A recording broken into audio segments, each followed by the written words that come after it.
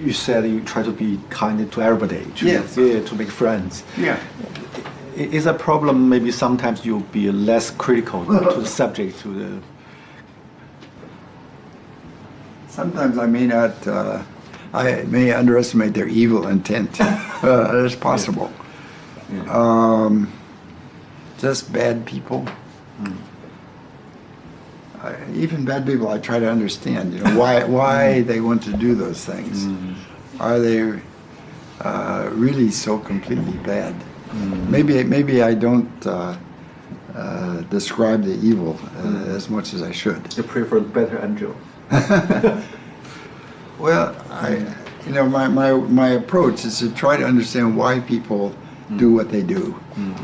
So I can sympathize with a broad range of people who have different ideas. Well, okay, towards Trump, it's hard to be sympathetic toward Trump. Also, this year is the 40th anniversary of Japan's #1. Now looking back, during a half century about Asian story. First is Japan Miracle, the story, then Four Little Dragon, Yes. then China story. Yeah. You are so good at picking topic. What's the secret? Yeah. Why I picked them? Part of it is luck, because Once is luck, two times maybe luck, but so many years. First of all, I tell you about Japan. Before I went to Japan, I had about 1 year when I knew I would likely go there. So at that time, there were not many good social science studies. So I tried to read all different disciplines. I read history, economics, political science, tried to get a broad background.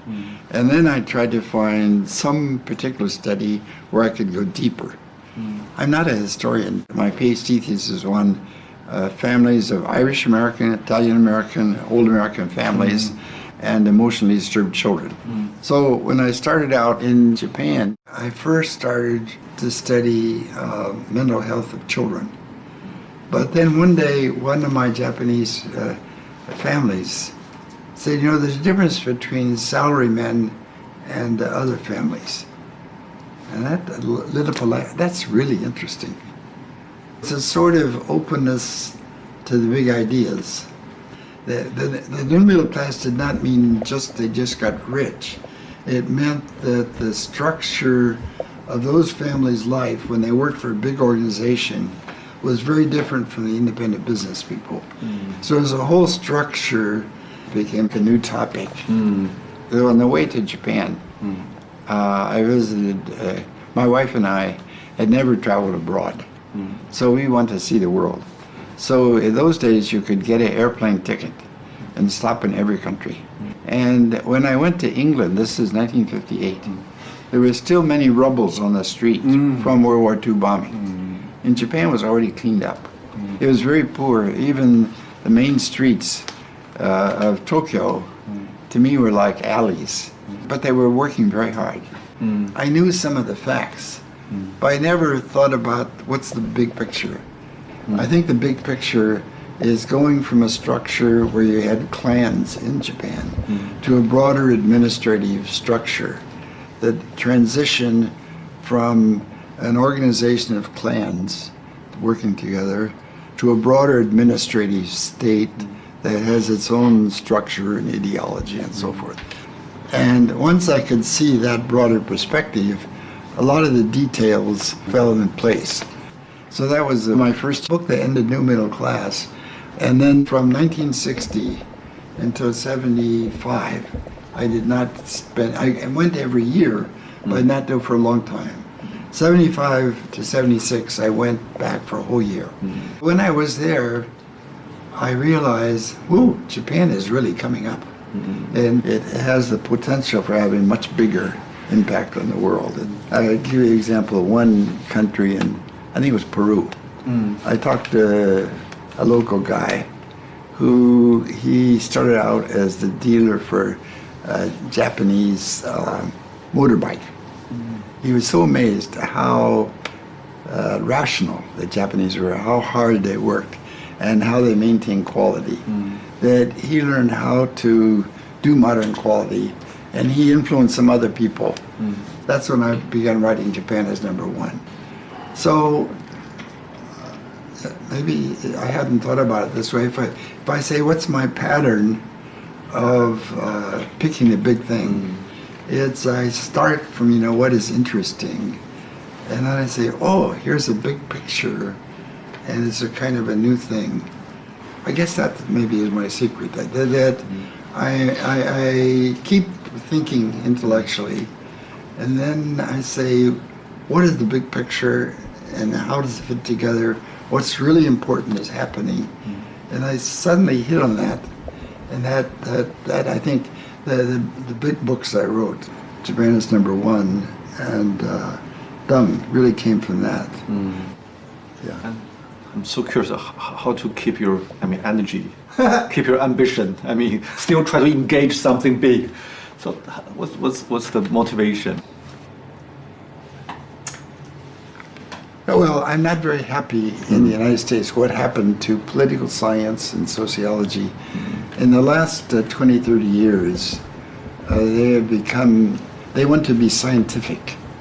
And they can use new quantitative measures. Get a sample of 5,000 and this is correlated to this. But from my point of view, they don't do enough to see what is the context and what is the social background, what is the history. So the kind of research that I like, where you really get to know people and see historical context and see broad context, is not so popular. The other thing is universities now have become too bureaucratic. We have so many problems with females, how you handle females, and how you handle blacks and transgender. So the dean, instead of thinking just scholarly, spends so much time worrying about social issues, which are important, but from trying to build an intellectual vitality. Their mind is so busy with so many different things like this. So, of course, in the whole world, I would say one of the fundamental differences, people become so detailed. They do not see the big picture. There are so many talented people lost their confidence about civilization. 那么回到我们这本书，没有一个另外专家比他会更有资格写这本书。他两个 area 什么？一个是日本，一个是中国。一般的 area specialist 很难说是 cover 两个，你是 cover 两个的，对。我心里应该感谢我的老朋友 Ambrose， 我们开始认识了，我们是无名的学者。我自己的感觉这个时代这个最近50年的历史世界上非常改变世界的历史了，我们的运气非常好，看到这么大的变化。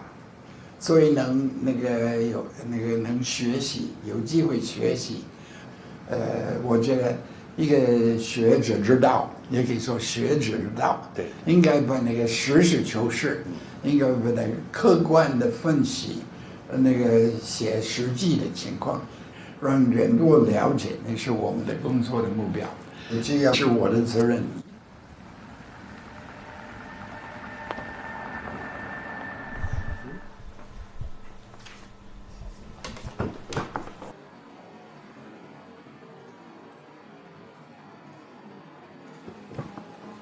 Hi, Charlotte. Good to see you. 1.5 years ago, I met Mr. Vogel in Hong Kong. We have an arrangement to meet in Boston, but sorry for your big loss. Sorry. Yeah, Mr. Vogel, he told me Hong Kong, so Charlotte is so smart. he said lots of good words about you. I'm curious because we talk about Mr. Vogel's books, thoughts. He was so energetic. From your perspective, what propelled him to do so much? Well, I think it's very interesting what happened. He was, according to him, I wasn't there, but he achieved very well. He went through high school in 3 years. He went through college in 3 years. He took courses during the summer. He had his master's degree, I think, at 20, something like that. But he didn't have to kill himself. He was a good scholar. It was relatively easy. He could lead a fuller life. And I think what might have kind of kicked him into high gear was when he came back from Japan, he had a job offer from Columbia. And so he and his wife decided sell the house and, think about moving to New York. So he came up to Harvard, so went through the process of selling the house and dropped in on one of his former professors, John Pelzel. And they chatted. And it turned out that Harvard and actually several other major universities around the country had just been given the mission to develop a whole new generation of China scholars. We had just gone through the McCarthy period of purging. Purging is probably too strong a word, but casting suspicion on a lot of older scholars who had studied China. Maybe they were communist leaning. And so once that was over, there was a decision made to start generating a whole new cohort of scholars to study China. And Pelzel said to Ezra, would you like to do China? Ezra had never taken a China course, didn't speak Chinese. Chinese is nothing like Japanese. I mean, a lot of Americans think, you just go from one to the other. I mean, as you know, they are totally different. And Ezra said, wow, China. He said he might be interested. So Pelzel got on the phone, called Fairbank and said, Ezra might be interested in this. This is all happening in the space of a long weekend. So Fairbank came over. He thought Ezra was a good candidate, and Ezra had to explain, actually, I have to tell Columbia by the end of this weekend whether or not I'm going to accept that job. So they said, okay, you can have the Harvard job. And I think that was when he really started to feel burdened, that he was going to have to really work like mad to justify that appointment. I mean, he was so glad to have the opportunity to be involved in a great change. And he was panicked about having to appear as a China expert on the basis of a 3-year fellowship out of the blue. It was this constant need to prove himself worthy of that trust that kept him going. I mean, we knew he was a workaholic. Who doesn't know that? He was just very, very conscientious from a spouse and kids' point of view, more conscientious than we would have liked. And this was shortly after Ezra had died. And all kinds of people were saying, how much Ezra meant to him. I mean, professional people, former students, people who had been fellows at Harvard, this kind of thing, who had just met him. And so I asked the kids, how do you feel when you hear all of these people praising your father? And I didn't even give them a chance to answer. I said, I'll tell you how I feel. I feel annoyed. And they burst out laughing because they felt exactly the same way. Why is he giving all of these people all of this time when we feel he's giving them our time? Yeah. 好了。Okay. Thank you. Do you visit Japan often, or Often. You do? Yeah. Whereabouts in Japan do you go? Tokyo, Kyoto, Kokushima, Okinawa, many places, because we are doing a documentary about Japan history, about the Meiji Restoration. Oh, you do? Yeah. And so I interviewed many people there. Oh. I also went to some very old hotel. I mean, the Taisho period and the late Meiji period. A small house. They told me when the early 20th century, some Chinese students stay here. Oh. So you have a very interesting job. Which university do you visit? Which university? When you talk about your career, it seems very rational, something very practical. What's your irrational part? My irrational part?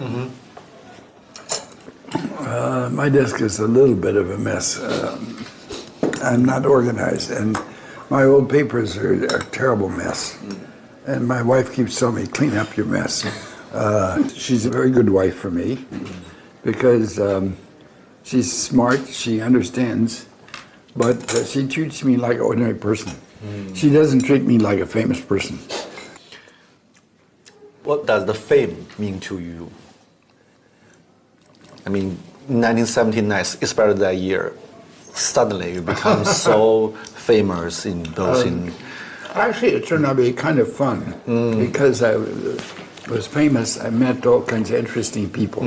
But the first time I became famous, I was 49. It was too late to change. You wish it happened in 29? No. It's better it didn't happen because then I might be, a different person. But I don't think I acted like a famous person so much because all my life, my basic image, my friendship, everything had nothing to do with fame. I don't have any special talent. In Japan, I think one advantage is I lived a natural life. So I think when I talk to Japanese, they feel very comfortable because it's not the classroom Japanese. It's daily life. I learn from daily life. And to some extent, China is the same way. I try to talk in a way that people actually talk to each other. So it's not always the best classroom language, and maybe some mistakes, but it communicates and you're wrenching work. So I think my language, it helped my interest in intellectual life and ideas and curiosity. For example, how I would be with a bunch of Japanese men in the evening at a bar. こういうこと考えるかなと。そういうことあるんかな。Could it be such a thing? And, oh yeah. It's kind of a questioning style. And in a way it's more modest. They watch, what the other person says and thinks very carefully so they don't make a mistake. Chinese are way more straightforward. 你应该听我的话吧，你应该听，你不要这样做了吧，那是太简单的事啊，你应该多考虑这些问题了，听我的。More of a power. I mean, it was kind of an interesting, at Harvard we have the young scholars, we would have a lunchroom. And somebody would say, oh yeah, well that's one way, here's another way of looking at it. He enjoyed intellectual playfulness of ideas. But I felt getting to know people and talking to them was much more important. That also made me a little more skeptical about documents. Because some historians, they look at documents and say, well, was it in a document? But I realized that even in writing a document, you don't get the whole story. The document does not tell everything. And sometimes the documents have some purpose. So that sometimes talking to people, maybe it's not as precise and not as accurate, but sometimes it can be deeper and you understand why the documents. So I kept learning from talking to people a lot, yeah. So it was very important, yeah. And in your book, you seldom show your scholarly side. I mean, very straightforward and focus on the facts and yeah. Why? Well, I think that's to what I'm trying to do is not so important. I grew up in a small town. Most of my high school friends did not go to college. Some went to college. When I was writing, I would try to think, what can those guys understand? And always try to have stories, because in the United States, people, they didn't care so much about other people's point of view. If you say, I don't particularly like bar art, but if it's Americans in a bar, hey, what you think, man? Don't think of it that way. Let's think about it this way. Let's have another drink. That guy is crazy, man. He doesn't know what he's doing. Yeah.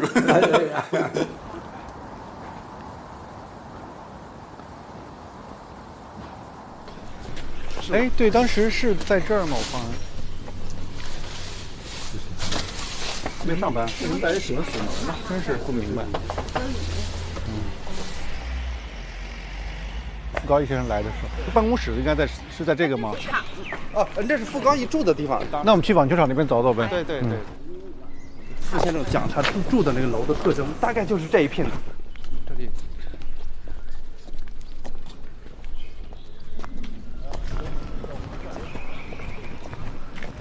他那房子已经拆了是吧？等于是。看这个楼不太确定是哪个。看照片。这是有照片是吧？哦，这是，应该是没有拆的。这个有这个照片，基本上等会儿就能判定这个楼绝对没拆。没拆啊？是不是就是这个？有可能是不是这个呀？真有可能，好像就是吧？感觉有点像。这个是有前面的门廊的吗？就是好像。So what's your first impression on Guangzhou? I mean, in 1980, you went to Guangzhou together. Yes, that was part of a Harvard alumni tour, which, believe it or not, was doubling as our honeymoon.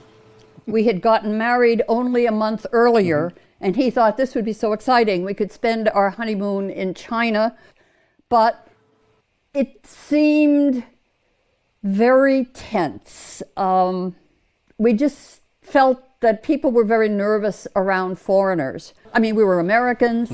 We had only recently established diplomatic relations. So I just think, nobody quite knew how friendly they should be. We both love interviewing. We both love hearing what people think about situations. I mean, it broadens your own perspective. But we had different objectives. He was trained as a sociologist. He was interested in the macro level. How were these major changes taking place? How was policy developed? This kind of thing. I am an anthropologist. My primary data source is the ordinary person. What is their take on what's going on? And so in a way, we were able to integrate. He would, in the evening, he could say, wow, I interviewed, Vice Governor so-and-so or the head of Bureau so-and-so, and they said blah, blah, blah, blah. And then I'd say, oh, well, I interviewed these 3 families, but people were very nervous. He was never a person who, was celebrity conscious, but he began to realize that he had access that a lot of other scholars do not have. And he did want to use that to benefit everybody, not just the United States, but specifically to promote good relations between the U.S. and China.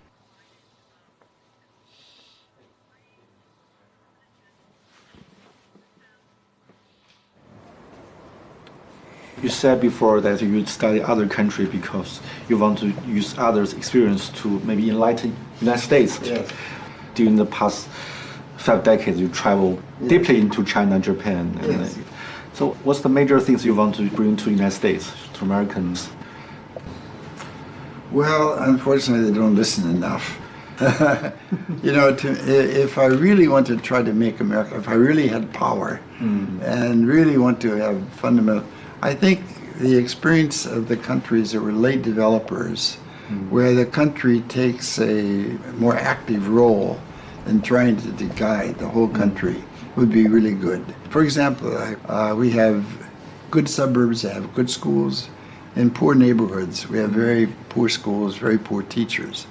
If you had a national Ministry of Education, you would really try to have a national program, and you would have federal money, national money, to help the backward schools. So you'd have a much more equal educational system. So if I really had power and really want to use the example of Japan and China, I would say the government should take a much more active role. But I'm afraid America can't do that. I mean, we're not a late developer. and now people have too much pride. But in some ways, I think my vision is bigger. I mean, it's a very important intellectual task for the whole world.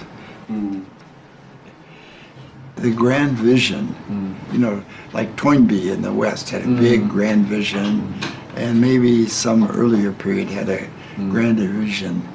But I think now people are not looking forward enough. For example, the bureaucrats I knew in the 1950s, that generation who were thinking how you build a modern Japan, were really very broad. And the bureaucrats now are much pettier. They've become too small. I think that there are historical changes in different time periods. Whether you have a broad vision makes a big difference. For example, humiliation could be used in different ways. It could be used as a stimulus to study and to learn more, to build a modern organization. The Meiji is, as I say, it's a modernization program and an integrated program, and succeeded, but then they had years of disaster. In the 1930s, they had taught patriotism so successfully that the leaders could not control it. And the defeat by the United States was so devastating, and they suffered so much. And then they had to revise, and now they have to accept a new role in the world. I mean, in a way, it's not so glorious. Japan must accept China as number one in Asia, and America is a much greater, bigger country. They can be a modern country, but it's not so exciting. How to adjust to this new world? They don't have a clear vision. I think in China also, China is new powerful, and they have not yet become comfortable with their power. Now when they go to many other countries, some of the instinct is, look, we're the big shot, please listen to us. There are some people like that, and some other people say, now to get along as we expand, we cannot be too proud. That is a good way. But my impression is that they use a lot of slogans, but they haven't tried to be systematic. They did not have an overall systematic plan about learning from the world in every single area. Geography, local customs, the value system, the religion, the family structure, how to persuade, and how to have deep understanding of people, their deeper feelings.